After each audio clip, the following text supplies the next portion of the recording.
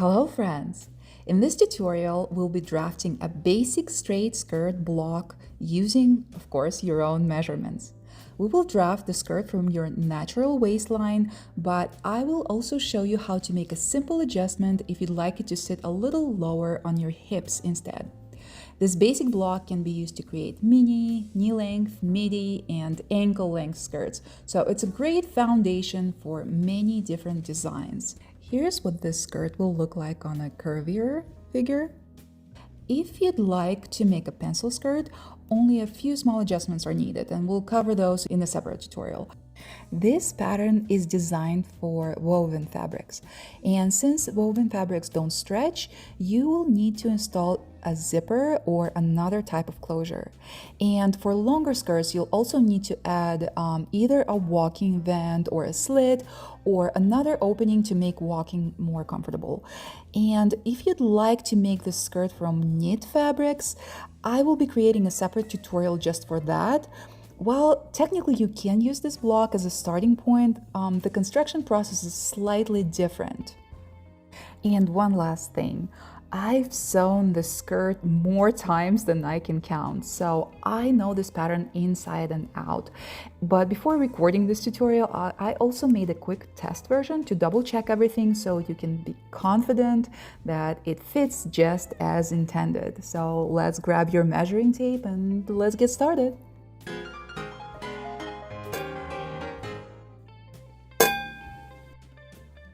For this basic skirt block, we'll only need a few measurements: your waist circumference and your hip circumference.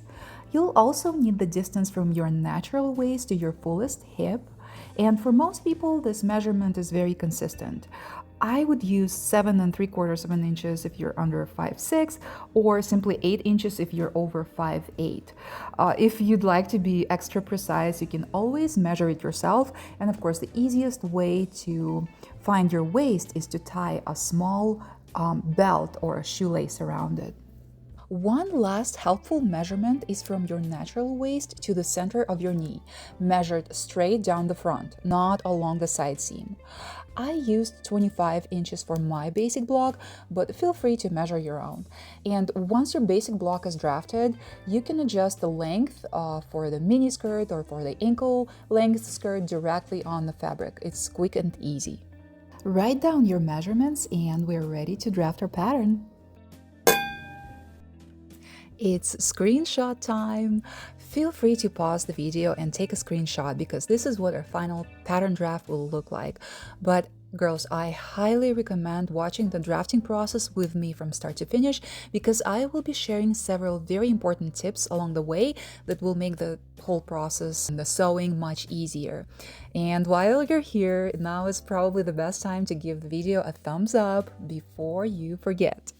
We will begin by drawing a series of points and construction lines. First, let's draw this rectangle.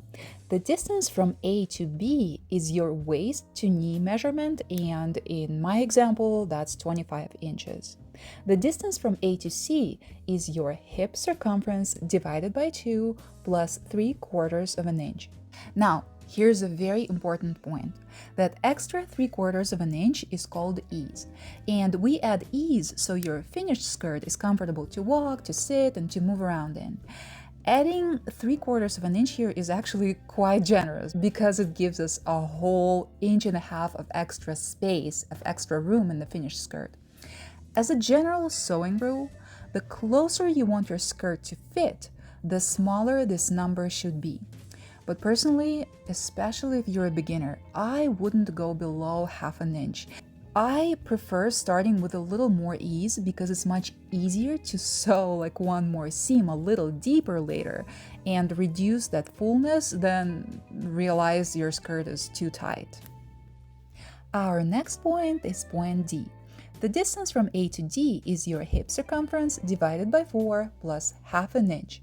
And this rectangle will become the back portion of our skirt, so let's talk about that extra 1/2 inch for a moment. If you decided to use the original ease of 3/4 inch, then keep this measurement at 1/2 inch. If you choose a smaller ease, for example 1/2 inch, you can reduce this value to 1/4 inch instead, Or you can simply leave it at half an inch, and the finished skirt will still have the same overall circumference because the front portion will be slightly smaller, and technically it should be. Our next points are G and H, and they'll help us shape the waistline. The distance from A to G is your waist circumference divided by 4 plus 1.5 inches.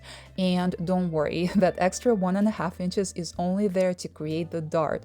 We're not adding any ease to the waist because we want our waistline to fit our waists beautifully. And the distance C to H is your waist circumference divided by 4 plus 1 inch. And again, that inch will be used for the front dart.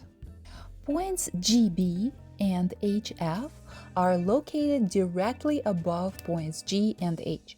And the distance from G to GB and from H to HF is exactly half an inch. While we're here, let's take care of our darts. The back dart is located right in the center of the line connecting points A and GB. It's 5.5 inches long and 1.5 inches wide. And this line, the center of the dart, this line, it should be more or less perpendicular to the line AGB. Guys, a lot of books will tell you to make 2 back darts. Personally, and I've been sewing pretty much my whole life, and not once have I felt the need to use 2 darts. I just really don't see the point. If you'd like, we can always make a separate tutorial about 2 darts, but honestly, you can get by just fine with 1 dart and it'll fit your behind beautifully. Our front dart is located in the last third of the line connecting points C and HF. Simply divide that line into 3 equal parts, and the point marking the beginning of the last third will be the center of your front dart. And our front dart is 5 inches long and 1 inch wide.